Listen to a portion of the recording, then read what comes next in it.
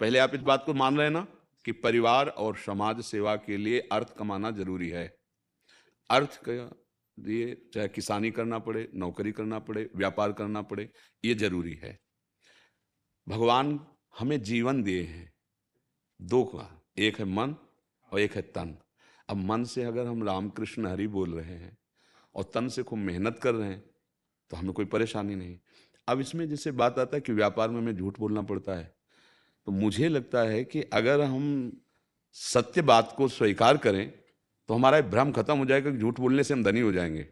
सब पूरी दुनिया झूठ बोल रही, और कौन शांति को प्राप्त है और कौन ऐसी धनी है? धनी उसे कहते हैं जिसके हृदय से ये आशा खत्म हो जाए कि अब हमें और कुछ चाहिए।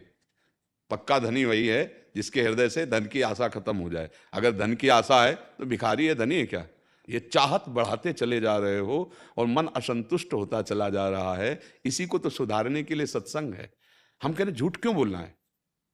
क्यों बोलना है? हमारी यही हमें बेचना है। हम इसको 100 का लाएं, 250 का देंगे, तुम्हें लेना तो ले लीजिए। ये नौकर, ये चाकर, ये बिजली, ये मकान जो हम किराए पे लेके दुकान खोले हैं, ये तुम्हारी सेवा के लिए नहीं खोले। परिवार भी है और ये भी देना है। माना 100 का मिलता है, हमारे यहाँ 250 को मिलेगा, लेना है तो ले जाओ। अब अगर सत्य पे चलोगे और अच्छी वस्तु बेचोगे तो ये मोल भाव करने वाले अलग होते हैं। और पूर्व जो किया है वो संभल नहीं रहा है ना, क्या जो अभी तक जो झूठ किया है जो उसके लिए छोड़ दो। अहम त्वाम स्वरूपापेभ्यो मोक्षयिष्यामि मा शुचा अवलो नशानी अवनान से हो। अभी तक नहीं जानते थे, हमसे गलतियां होती गई, जानकर भी हम वास्तविक नहीं जानते थे। अब जान गए हैं, अब सावधान हो जाओ। अगर अब जग जाओगे ना तो पीछे का आग लगा देंगे भगवान। वो सर्व सामर्थ्यशाली है, वो भस्म कर देंगे। भगवान के शब्द हम बोल रहे हैं। अहम, भगवान कह रहे हैं, सर्वधर्मान परित्यज्य माम एकम शरणम व्रज अहम त्वाम स्वरूपापेभ्यो मोक्षयिष्यामि मा शुचा। अब जैसे कुछ लोग कहते हैं हाँ तो इसका मतलब क्या है कि काचा जितना बड़ा पापी, हाँ बेटा है वो आ सकता है घर, वापस क्यों नहीं आ सकता?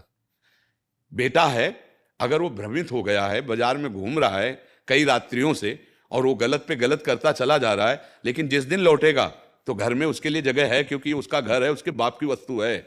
ऐसे ही भगवान हमारे हैं, हम भगवान के हैं। हम माया में भूल गए, भ्रमित हो गए, हमसे बहुत सी गलतियां हो गई। जब हम लौट कर कान पकड़ेंगे आके ना प्रभु के सामने, तो वो कह रहे हैं हम तो हम स्वर पापेभ्यो मोक्षयिष्यामि मा शुचा। पर शाम के कान पकड़ा और सुबह से फिर वही शुरू, तो फिर वो करेंगे तो फिर भी कृपा करेंगे। उनका स्वभाव ये कृपालु, पर दूसरी कृपा करेंगे, फिर कठोर कृपा करेंगे, और वो अपने लोग झेल नहीं सकते। जब वो कठोर कृपा करते हैं तो फिर त्राहिमाम मच जाता है। इसलिए अगर वास्तविक अपने से गलतियां हुई हैं और हम हृदय से स्वीकार कर लें कि हमसे गलतियां हुई हैं, और हम प्रयास ये करें कि हमसे गलती ना हो, फिर भी हो जाए तो कोई बात नहीं। समझना, हमारा प्रयास है कि अब गलती नहीं होगी, लेकिन पूर्वाभ्यास ब्रेक मारी पर अंगुल दो अंगुल तो पहिया घसीटी गया ना पूरा। चाहे ब्रेक में खड़े हो जाओ, रफ्तार से गाड़ी चल रही थी ना, अब धीरे धीरे उसको हम ब्रेक में लाए और एकदम ब्रेक मार दिया। एक रफ्तार में ब्रेक नहीं लगती है, उसको पहले धीरे में लाया जाता है। अगर रफ्तार में तो फिर गाड़ी पलट जाएगी। अच्छा, धीरे से कितना भी आप ब्रेक मारो तो इतना तो सरकी जाएगा, तो इतनी गुंजाइश तो रहती है कि आज के बाद हम कभी नहीं करेंगे।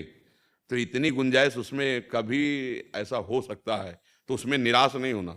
उसमें जैसे गिर गए हम तो वहां में पड़े नहीं रहना, तुरंत फिर खड़े हुए और कमर कसी कि क्यों गिर गए, ये बात ध्यान देना है कि कौन सी त्रुटि हुई जिससे गिर गए। अब आगे से ये भी त्रुटि नहीं हो। अभ्यास अगर आपका ना करने का है और पूर्वाभ्यास बस हो जाता है, तो फिर प्रभु ऐसे कृपालु हैं कि वो अंदर की बात जानते हैं, फिर उसे दंड नहीं देते।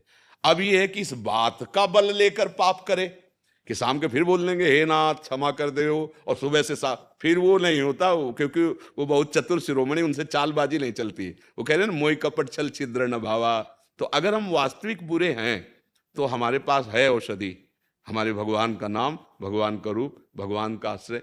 घोर वैश्यागामी, बड़े भारी चोर, हिंसक, ऐसे महात्मा बन गए, भगवान को प्राप्त हो गए, बड़े बड़े ब्रह्म ऋषियों की पदवी पे आ गए। तो आए ना, तो गलती तो हुई थी पर भगवान की शरण में आ गए, इसलिए क्षमा हो गया, और खूब भजन किया तो महात्मा बन गए, ब्रह्म स्वरूप बन गए।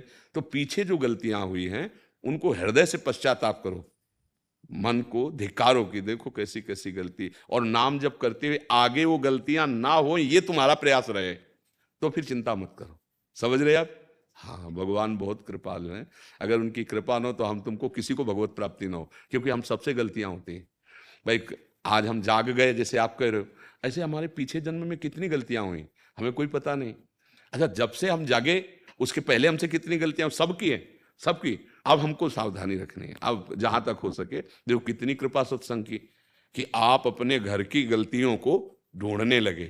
पहले उनको गलती नहीं माना जाता था। सत्संग का प्रभाव देखो कि अब हमको बर्दाश्त नहीं हो रहा अपने घर में चोरों को रखना। जो चोर हमारे पुण्य, हमारा भजन नष्ट करने वाले हैं, अब यही कृपा सत्संग। एक एक ढूंढ ढूंढ करके गंदी बातें हृदय से निकाल दो, महात्मा हो गए। पैंट शर्ट में महात्मा हो गए। महात्मा का एक भेष होता है, अगर भेष है वो अंदर से महात्मा नहीं है तो कुछ लाभ नहीं मिला। वो अंदर से महात्मा है और भेष भी है तब तो सोने पे सुगंध मानो, पर भेष नहीं हो अंदर से महात्मा है वो भगवान को प्राप्त हो जाएगा।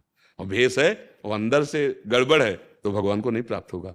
भगवान भेष देख के नहीं रिझते, भगवान अंदर का प्यार देखते हैं, प्यार देख के रिझते हैं।